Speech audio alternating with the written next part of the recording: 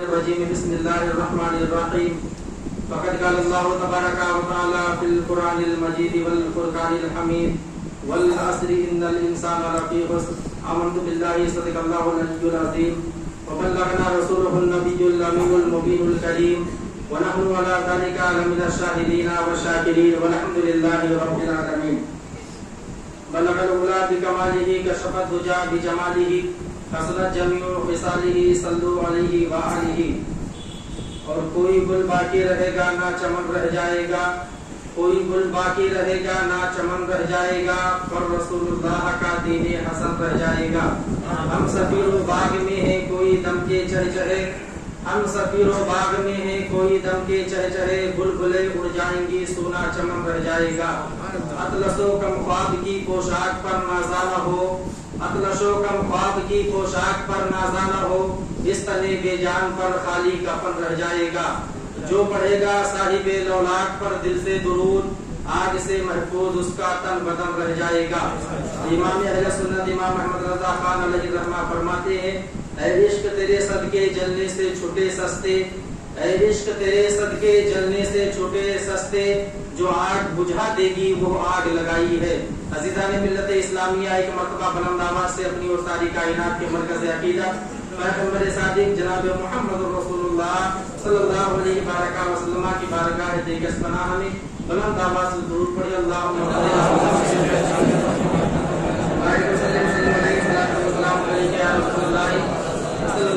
علیہ وسلم. اللہ تبارک و تعالی کلام پاک کے اندر ارشاد فرماتا ہے، والعصر ان الانسان لفی خسر، اور زمانے محبوب کی قسم بے شک انسان ضرور گھاٹے میں ہے. اللہ تبارک و تعالی نے ارشاد فرمایا، زمانے کی قسم بے شک اس زمانے کا انسان گھاٹے میں ہے، خسارے میں ہے. آج کا انسان یہ سوچتا ہے کہ ہم نے ترقی کر لیا، ہم نے جو ہے ماڈرن زمانہ پایا. پہلے کا، آج سے سینکڑوں سال پہلے کا انسان پیدل چلا کرتا تھا، آج کا انسان اپنا سفر جو ہے ہوائی جہاز اور ٹرین سے کرتا ہے. انسان نے سمجھا ہم نے ترقی کر لیا. پہلے کا انسان پیدل چلتا تھا، آج کا انسان اپنے اوپر اپنے نیچے جو ہے اچھی اچھی بائکیں رکھ کے سواری کر کے چلتا ہے.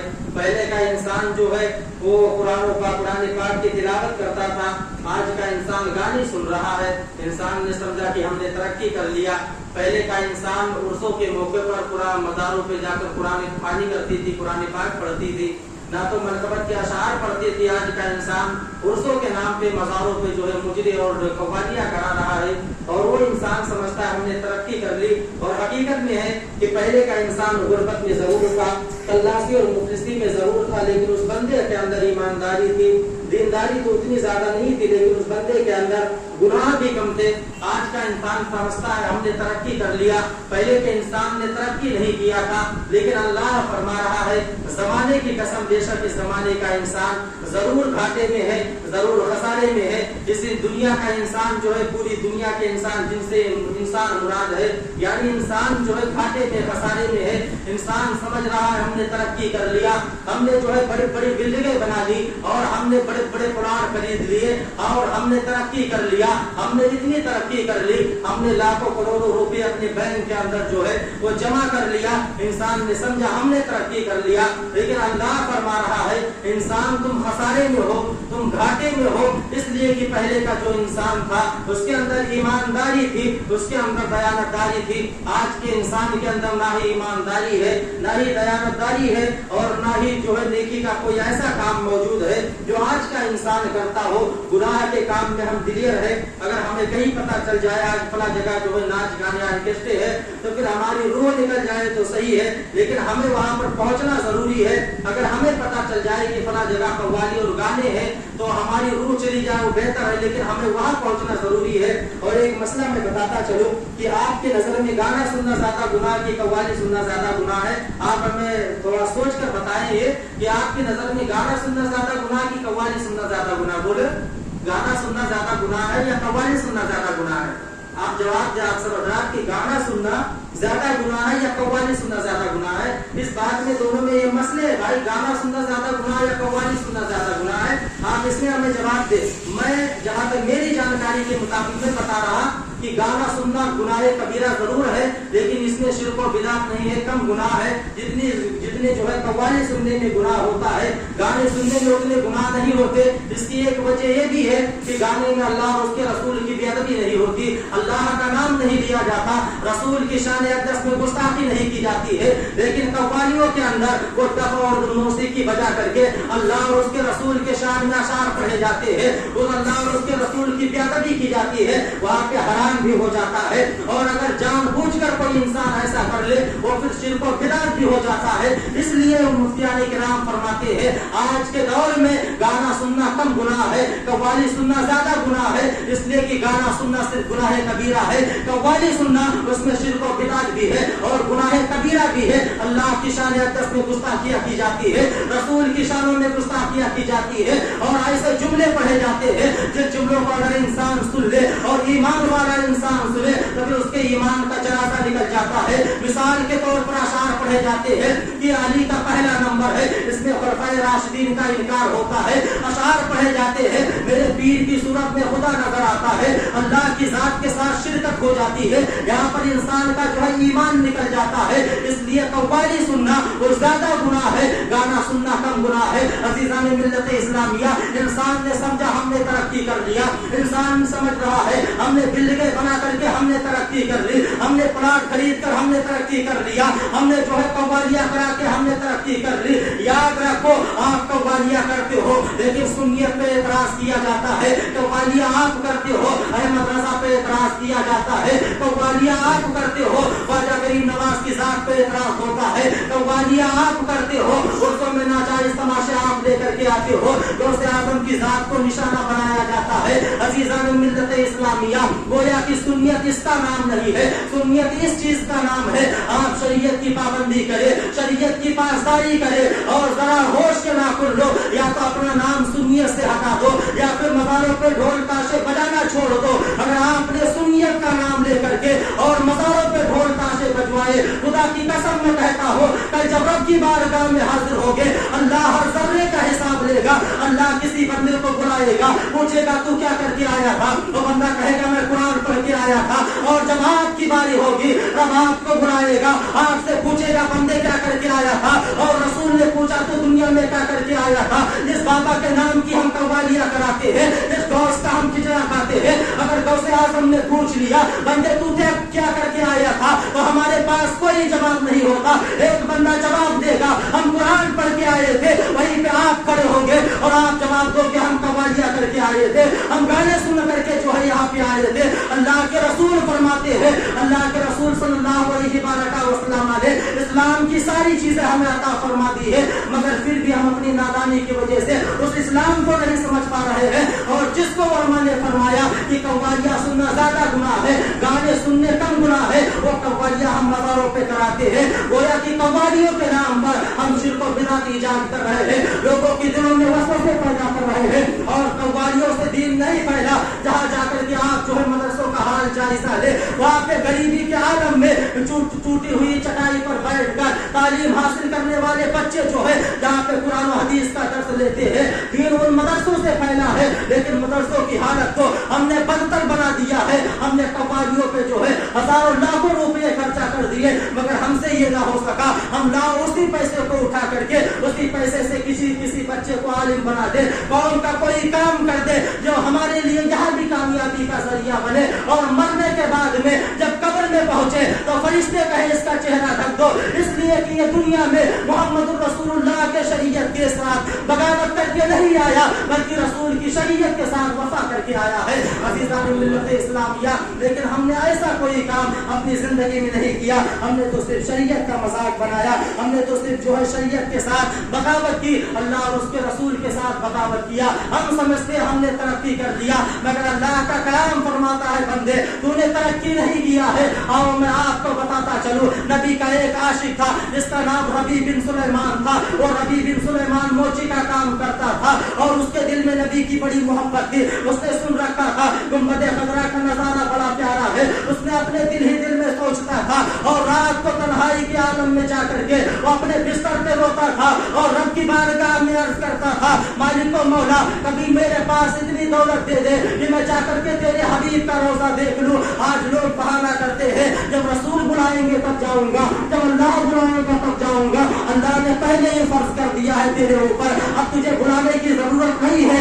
अल्लाह ने हज फर्ज जो है तेरे ऊपर कर दिया है, अब हज फर्ज हो चुका है। अब तेरे बहाने बनाने से वो बुलाना और बुलावा नहीं आएगा। तो इतना बड़ा अल्लाह का बरगुज़ीदा नहीं है कि अल्लाह तबारक व तआला तुझे बुलावा भेजे। और रबी बिन सुलेमान जो है वो रात की तन्हाई में रोते थे और रब की बारगाह में अर्ज करते थे, मालिक ओ मौला मेरे पास इतनी माल और दौलत जमा फरमा दे ताकि मैं जा करके गुंबद खज़रा का नजारा करूं। लेकिन बंदा मोची था तो नबी का आशिक, लेकिन दौलत इतनी नहीं थी कि वो गुंबद खज़रा की ज़ियारत के लिए जा सके। एक दिन उसने जो है सारा जो है सामान बेचा और दुकान भी बेच डाले, सारे असबाब जो है रिस्के उसने बेच डाले और बेचने के बाद में सारा ज़ख़ीरा इकट्ठा किया। इकट्ठा करने के बाद में एक आलिम साहब के पास पहुंचा और कहा हमें कोई नसीहत फरमा दे, हम नबी के मदीने जा रहे हैं, नबी के जो है मदीने की ज़ियारत करने जा रहे हैं। आलिम साहब ने इतने जुमला कहा, अगर तुम मदीने जा रहे हो तो जाओ लेकिन सबसे पहले जो है जा करके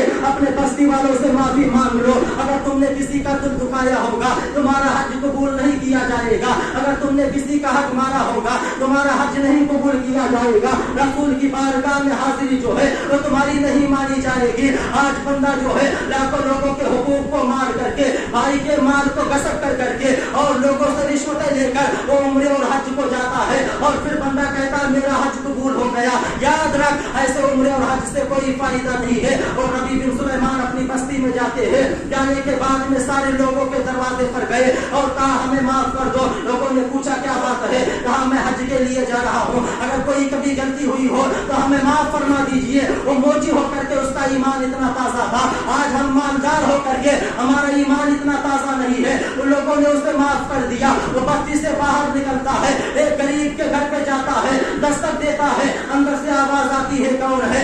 आवाज जो है रबी बिन सुलेमान ने जवाब दिया, मेरा नाम रबी बिन सुलेमान है, मैं बहुत दूर से आया हूँ, मेरे जो है बस्ती के बगल में आपका घर पड़ता है, आपसे जो है माफी मांगने के लिए आया हूँ। अंदर से खातून ने आवाज दिया कि कौन सी माफी? कहा मैं हज के लिए जा रहा हूँ इसलिए हमें माफ फरमा दो। रबी बिन सुलेमान ने जब इतना कहा उस जो है खातून ने कहा ठीक है हमने तुम्हें माफ फरमा दिया है। रबी बिन सुलेमान वापस जाने लगे, अचानक से जो है गोश्त की जो है खुशबू आती है। रबी बिन सुलेमान वापस पलटते हैं और पलटने के बाद में सोचते हैं लाओ जरा इस गोश्त का खुशबू को सूंघो, आगे किस जानवर का गोश्त है। जब आप जो है गोश्त के खुशबू को सूंघने लगे अचानक से आपका हाथ जो है उस घर के दरवाजे पर लगता है। फिर अंदर से आवाज आई कौन? कहा रबी बिन सुलेमान। कहा आप किस लिए आए हो? कहा खातून मैं ये जानना चाहता हूँ ये गोश्त किस जानवर का है। और खातून ने जवाब दिया रबी बिन सुलेमान ये ऐसे जानवर का गोश्त है तो हमारे लिए हलाल है मगर तेरे लिए हराम होना जायज है।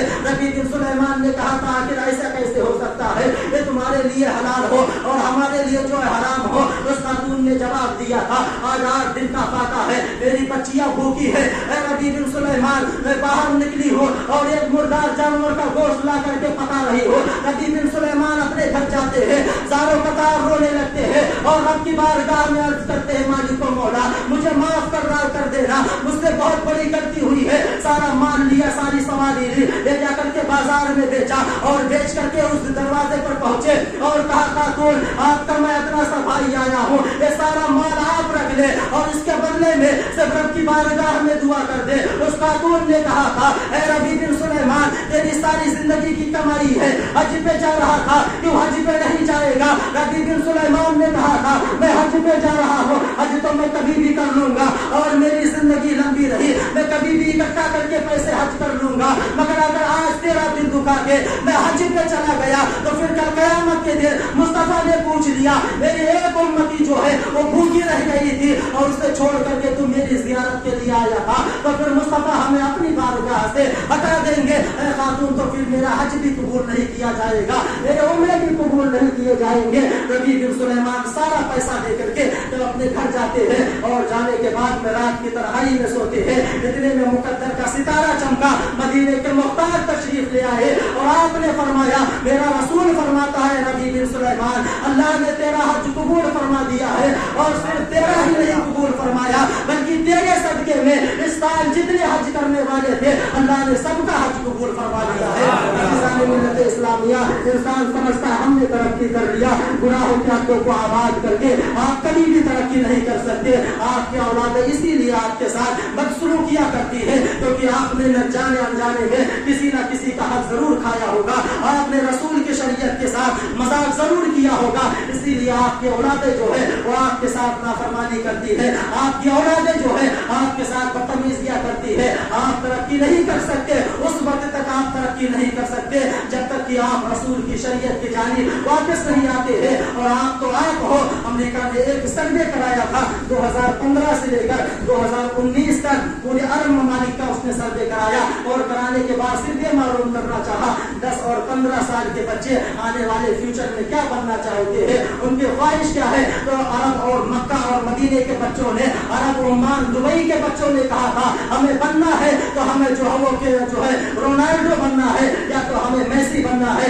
हमने अंग्रेजों के तर्ज अमल पर अपनी जिंदगी गुजारी। या अरबों की हालत में बयान कर रहा हूँ, अमेरिका ने जब कहा और ये रिपोर्ट सुनी कि आज का मुसलमान वो भी अरब का मुसलमान अंग्रेजों की तरफ से जिंदगी पर, रोनाल्डो और मेसी की तरफ से जिंदगी पर अपनी जिंदगी गुजारना चाहता है। मुसलमानों जरा गौर करो कि आपके पास कोई ऐसी जात नहीं थी, या आपके पास कोई ऐसी शख्सियत नहीं थी जिसे आप अपना रोल मॉडल बनाते, जिसे आप अपना आइडियल बनाते। और वह उमर फारूक जिन्होंने अगर एक करवट लिया ईरान की सल्तनत को बर्बाद कर दिया, अगर दूसरी करवट लेते हैं रोमा को तहस नहस कर देते हैं। वो उमर फारूक जो हर तीसरे दिन पे एक मुल्क फतेह करता था, वो उमर फारूक जो हर रोज जो है वो 3 मस्जिदें जो है बनाता था, उस उमर फारूक ऐसी जिंदगी ऐसी जात हमारे पास थी। मगर हमने जो है हमारे बच्चों ने और हमने कभी उनकी तरफ से जिंदगी पर अपनी जिंदगी को गुजारने का हुनर नहीं सीखा। हमने कभी दिल में ये नहीं सोचा हम उमर फारूक की तरह जो है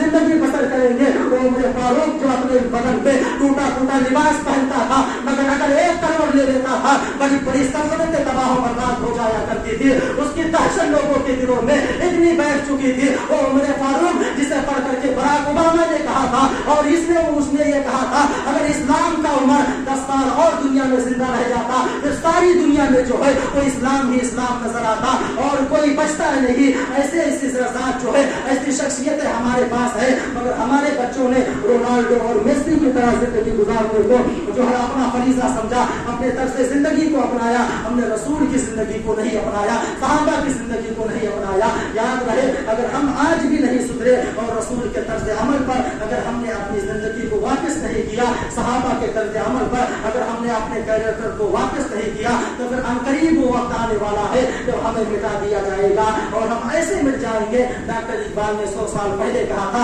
अब भी ना संभलेगा तो यूं मिटा दिया जाएगा। हिंदुस्तान के मुसलमानों की तुम्हारी दास्तां तक भी ना होगी दास्तानों में, अब भी वक्त है संभलो और अपनी जिंदगी को रसूल की जिंदगी की तरफ मोड़ करके लाओ, उमर फारूक की जिंदगी की तरफ मोड़ करके लाओ। आप इज्जत तलाश करते हो, इज्जत कहीं नहीं मिलेगी। अल्लाह फरमाता है इज्जत अल्लाह के लिए है, रसूल के लिए और मोमिनीन के लिए है, मगर शर्त ये है सबसे पहले आपको मोमिन बनना पड़ेगा, रसूल की शरीयत की तरफ पलट करके आना पड़ेगा। अल्लाह की बारगाह में दुआ है अल्लाह हम सबको शरीयत पर चलने की तौफीक अता फरमाए और अपनी जिंदगी को अंदर से सिर्फ बाहर से नहीं बल्कि अंदर से भी बदलने की तौफीक अता फरमाए और हम लोगों के सीनों में अल्लाह नबी की मोहब्बत पैदा फरमाए और हम तमाम मोमिनीन को मरते दम जो है अपना कलमा नसीब फरमाए। अस्तगफिरुल्लाह रब्बी मिन कुल्ली ज़ंबि व अतूबु इलैह। अस्सलामु अलैकुम व रहमतुल्लाहि व बरकातुहू।